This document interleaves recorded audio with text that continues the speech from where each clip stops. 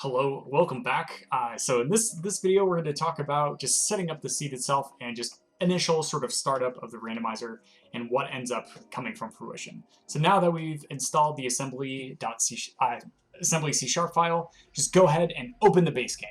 Just go ahead and open it. After it opens, just start a new game. Okay. Let's go ahead and do this. I'm not really going to talk about why yet. Let's just go ahead and start it. Doesn't matter, just start it. Skip the prologue. Then just wait for the game to save. Should take like 16-20 seconds. My game's lagging because I'm just using a display capture. That's fine. Alright, cool. Game saved. Don't worry about the error messages or anything like that. And then you can just quit. Cool.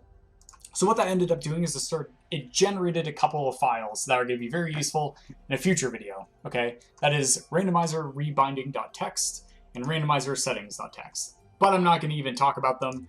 We'll talk about that in one of the future videos.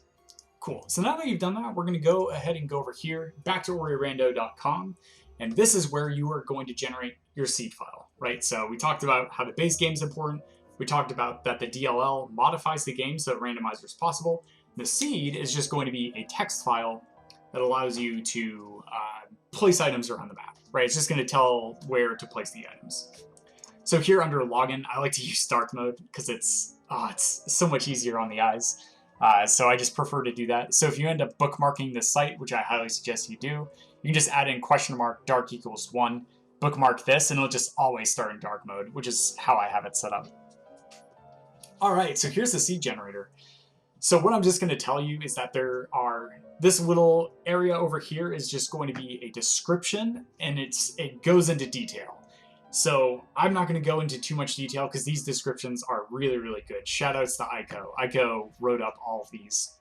Okay, but the important things to look at are the logic mode, the key mode, the goal mode, and then down here where it says seed and generate seed. All right, those are the important things to look at. There's a bunch of stuff in here that, once again, you can just kind of mouse over. And these are just going to modify the seeds in various ways. Logic paths is basically logic mode, but allows you for a little bit of extra customization. And I'm not going to talk about item pool, multiplayer options, or advanced. You can just sort of explore those on your own time or ask in the Discord. Awesome. So the logic mode decides how complex your seed is going to be. It decides the possible locations where skills and other very important items for progression can be located. All right. So if you have absolutely no speedrunning experience whatsoever with Ori in general, or just speedrunning at all, go ahead and select casual for logic mode. This isn't anything against you, but there's various glitches and tricks that we have found that we apply all over the place because it's fun to use speedrun strats to sort of navigate around the map. Okay, so if you have watched the beginner's tutorial for Ori DE, all skills, no out of bounds, no teleport anywhere, then you are good to go with standard or expert. Okay, so if you want a challenge, go ahead and do expert. If you would like a challenge, this still can be extremely hard for standard. Like, standard can still be extremely hard in terms of a seed, but expert kind of puts you to the test and forces you to really think outside the box. Master is for masochists, and glitched is for people who like using out-of-bounds movement, but I don't suggest doing it because of reasons. I highly suggest not starting on glitched. Just don't do it. Standard is a great place to start, though, and then casual if you have no speedrunning experience. So just for this video, I'll select casual. Key mode decides how the 3 important dungeon keys, Sunstone, Water Vein, and Gumon Seal, can be sort of propagated around the map, or what sort of information the game will feed you on where to find it. I'm not going to go into too much detail about any of these, but I would try I would try all of these, actually. Try shards, try limit keys, try clues. Free just makes it so you don't have to worry about finding the dungeon keys, just gives it to you right at the start of the seed. Okay, so for the sake of this, for your first seed, I suggest starting off with free, right? Or clues, either or. Shards is a lot of fun, limit keys is a lot of fun, clues is really good. So sure, let's just do clues. All right, the goal mode is the constriction that we apply to ourselves as runners of Randomizer. Okay, so forest trees is the most common. This requires you to visit and activate each skill location around the map, right? So in the vanilla playthrough where you found wall jump, where you found double jump, where you found charge jump, right? You have to visit all of those trees, as well as the glide feather and valley, and activate them before you can start and finish the final escape. And this is the core one that we've been using for years and years and years.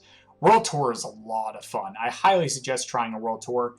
Force Maps is pretty unique, and Warmth Frags is also unique, and Bingo. We have Bingo as well, Randomizer Bingo, which is really, really cool and fun. But I suggest starting off with either Force Trees or World Tour. We'll just do Force Trees. Okay.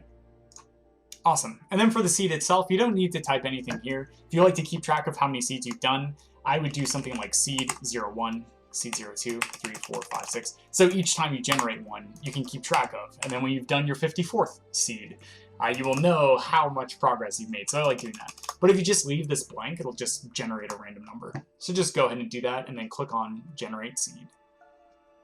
Awesome. And after it does it, it switches the tab over here to the Seed tab. And then you can just click on Download Seed. Okay. Then the last thing you need to do before you can start playing the randomizer itself is just drag and drop this into the Ori DE folder. Once again, if you didn't, I highly suggest making a shortcut, because that's right, this is the location where you have to put the seed itself in order to make it work. So just having a shortcut to that folder just expedites the process. And then rename it to randomizer.dat if you've downloaded a bunch of seeds. Awesome. And there it is. You can just go ahead and go in and start a new game. The last thing that I am going to explain, because it is important, if you do ask for help on the Discord, somebody might ask you for the spoiler.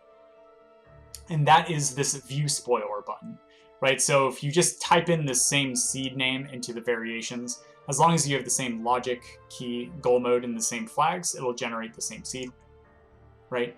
And then you can just click on this View Spoiler button and send them this link. And then this link will help them help you, because this is kind of a cheat sheet of where all of the items are, right? So if you don't want things spoiled, don't open the spoiler, right? But this says Grenade is from the Glades main pool, Deep EC. So this tells you which pickup that's highlighted in blue on the map that the pickup is going to be located at, and it tells you what you would get if you picked that up, which is the skill Grenade. Cool. Awesome. But yeah, that's it. You are good to go to start playing Rando. Have fun.